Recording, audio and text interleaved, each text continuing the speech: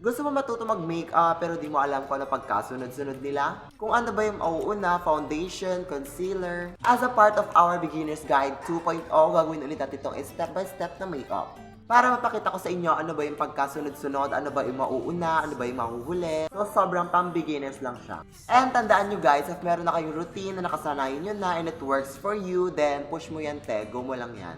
So, first step is skin prep. So, lahat ng product na pang skin prep mo, gamitin mo na. Yung mga mist nyo, yung mga serums nyo, moisturizer, and especially the sunscreen of course. Next step is very optional siya guys, hindi siya required. Personally guys, bihira na lang talaga ako mag-primer kasi yung mga skin prep ko, yung mga skincare product ko, yun na yun talagang pang-prime ko na talaga sa skin ko. Pero kung gusto mo talaga mag-primer, edi go, then push natin yan. So ilalagay ko lang siya sa mga areas na to. Next step is the foundation, skin tint, or any kind of base product na meron kayo dyan. Blend ko lang siya all over my face. Next step natin is concealer. Comment na rin kayo guys kung ano yung next natin gagawing tutorial. Next naman natin guys is liquid contour and cream blush. Actually guys, ito sa step na to is may iba-iba. Yung iba nauuna yung blush bago yung contour, yung iba naman contour bago yung blush. Mag-i-start muna ako with my liquid contour. Guys, make sure to blend it very well like this. Next naman natin is ang ating cream blush. Then kung mapapansin nyo guys, start tayo sa liquids, then creams, bago natin iset ang ating face with powder. And then I will set my face with powder. Pwede kayong gumamit ng loose powder o kaya naman pressed powder, depende sa trip mo.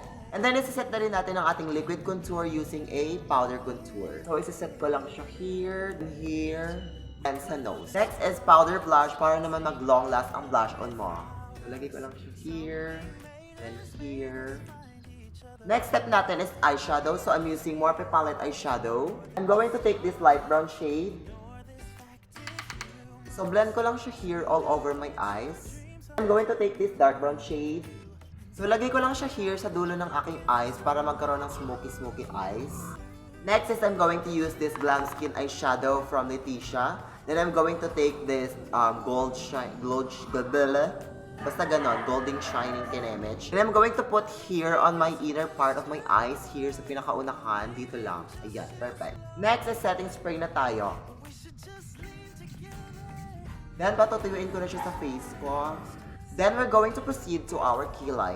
Then, maglalagay muna tayo ng brow gel. Then, magkikilay na tayo. So, sa pagkikilay ninyo, sundan nyo lang yung natural kilay ninyo. So for sure, may magtatanong kung bakit nauna yung setting spray, bakit hindi siya yung huli.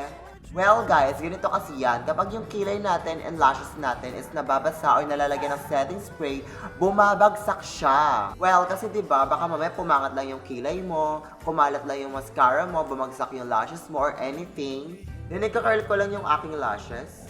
Maglalagay lang ako ng mascara. Then maglalagay na ako ng eyeliner and falsies off cam, then I will be right back.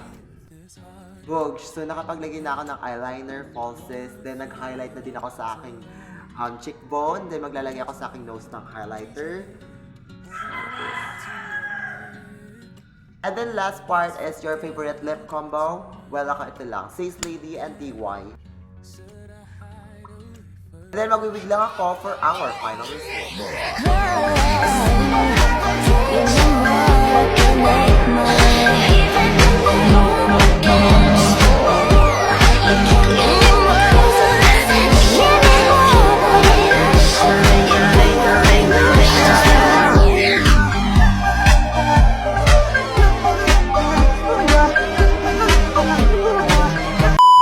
And there you have it. This is the final look. Hala, ang gandang dilag. Sino teacher mo? Well, this is the ending of our video and I hope that may natutunan kayo and especially nakatulong ako sa inyo. And if you are new here on my YouTube channel, please like, share, and click the notification bell down below to notify if I have a new video. So this is it. Thank you for watching. Love you all.